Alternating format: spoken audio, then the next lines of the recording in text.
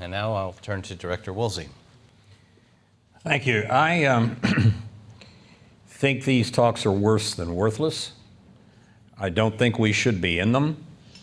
I think any reasonable, predictable outcome will not be in the interests of anyone except Iran, and that Iran has a good chance of utilizing an agreement to its advantage and to hasten the day by which it becomes a nuclear power.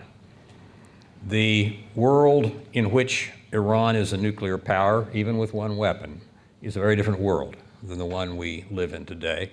And given the nature of these talks and the way they have gone, we are headed hard toward a world in which Iran has a nuclear weapon. Yes, it may be as much as a year or so. Yes, it would not be a very sophisticated weapon, but one does not need sophistication. If a weapon is detonated on a test showing that Iran has an early stage nuclear weapon, the world changes.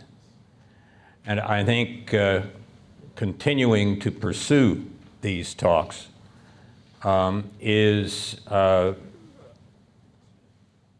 very unrealistically optimistic about Iranian behavior.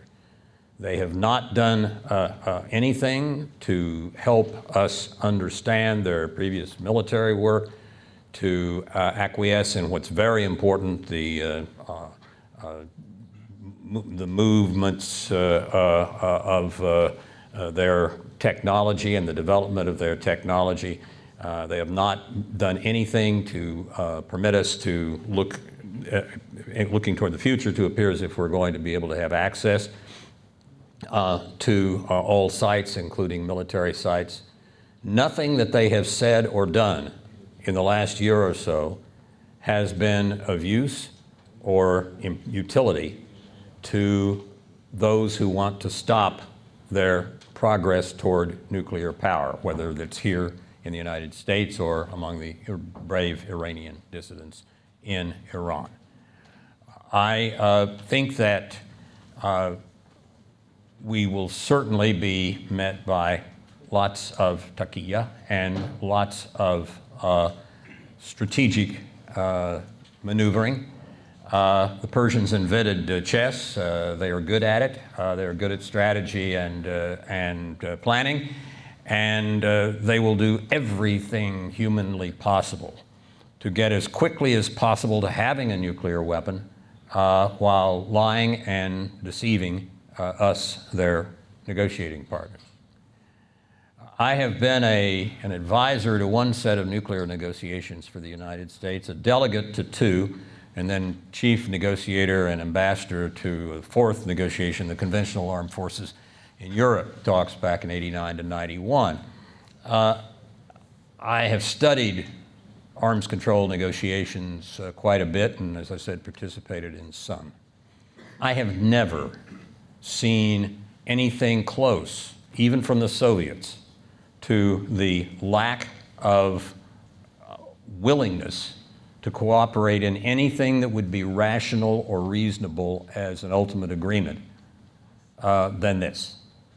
And I think that if we continue to delude ourselves and believe that a reasonable agreement is going to be possible, we will be worse than disappointed.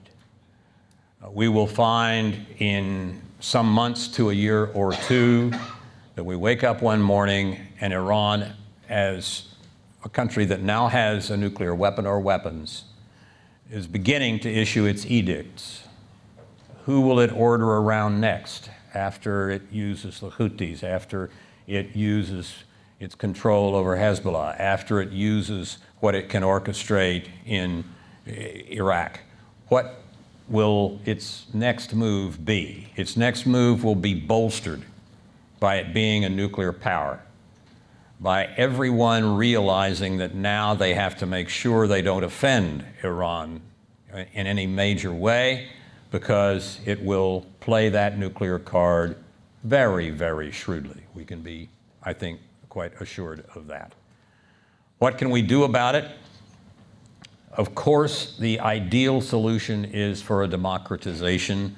Many of the people in this room have a very important role in this, of Iran.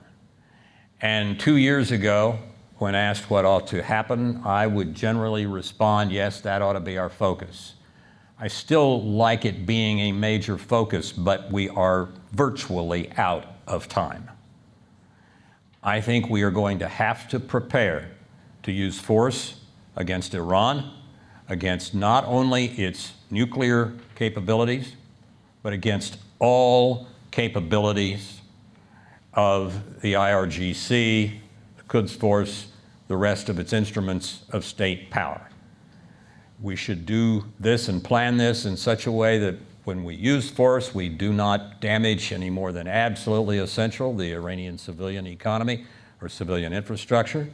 We might begin it by doubling all sanctions that we have any responsibility for based on Iran's past lies and deceits, and move from there. Do we absolutely have to plan to use force effectively? And I think massively, yes. Do we still hope we won't have to? I'm sure you would join me in hoping yes. But hope is not a strategy. Thank you.